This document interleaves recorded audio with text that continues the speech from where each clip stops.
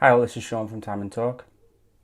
Today I've got another watch in to review, and as you can see on the screen, it's the Phorcydes Submersible. Hope I'm pronouncing that correctly. These homage brands seem to have really difficult to pronounce names, which is not ideal. But there's me unpacking it. Many thanks as well to Jason the Watch Guy for lending it to me. Here's a link to his channel if you fancy checking it out. Do so, it's awesome. So as you can see, and I imagine you will already know if you're watching this video, it's an homage to a watch produced by a really popular Italian brand. And I must say it feels great quality. I always say this when I hold an homage watch. For the prices, they are producing watches that feel great in the hand, they feel great quality. I mean, this one's helped by the fact that it's got a signed crown there, as you can see. Oh, well, printed rather than signed. This is helped by the fact that it's really weighty. It feels really heavy, but also it just feels like a tank. It's really, really, really solid. So I'll put some of the specs on the screen. So as you can see, the diameter is 45 millimeters. So it's a pretty big watch, pretty chunky. The lug to lug is 50 millimeters. It's got 22 millimeter lugs. And it's 15.5 millimeters thick. And inside is the Seiko NH35A movement, which is hackable. And apparently it's a great workhorse movement. It's low cost. It's basically a hacking equivalent of the 4R35, which you'll have experienced probably in the SKX. And apparently these can go without service for decades and still be reliable, which is fantastic. So you can see the back of the watch there with some information about the watch. I mean, it says it's got a sapphire crystal as well, which is phenomenal for the price. The watch is also 500 meters water resistant, which is more than anyone would need. Phorcydes signed on the buckle. It's got a rubber strap, and the watch is coated.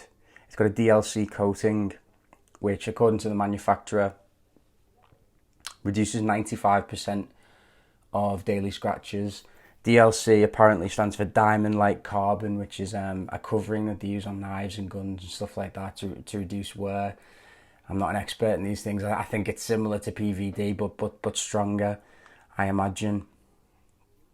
The price on this, by the way, you can get two different dial colours, a quartz and an auto, and I think you can get two different strap combinations. The quartz is $270 retail, and the auto is $300 retail. I mean, you are getting quite a lot for your money here. The bezel feels pretty good as well, pretty solid. Better than I've felt on Seikos in this price range. You can also pick different types of loom, apparently.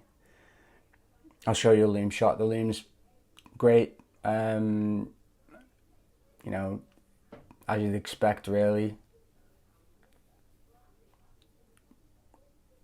So in terms of this watch, just my thoughts.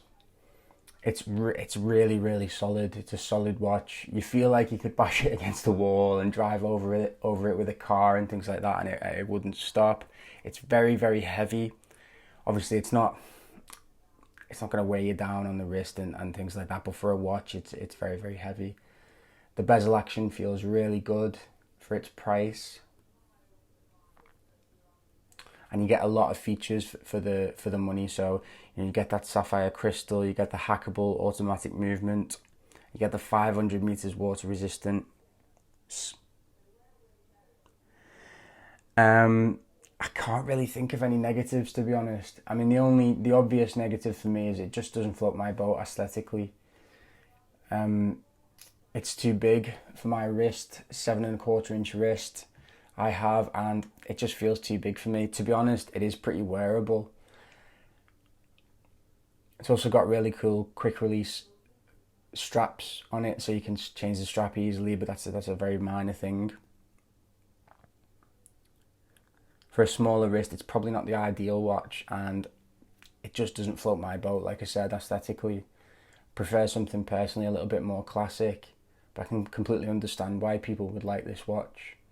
You know, the cushion case, it's very masculine watch. You could imagine someone like Arnold Schwarzenegger or something like that wearing it.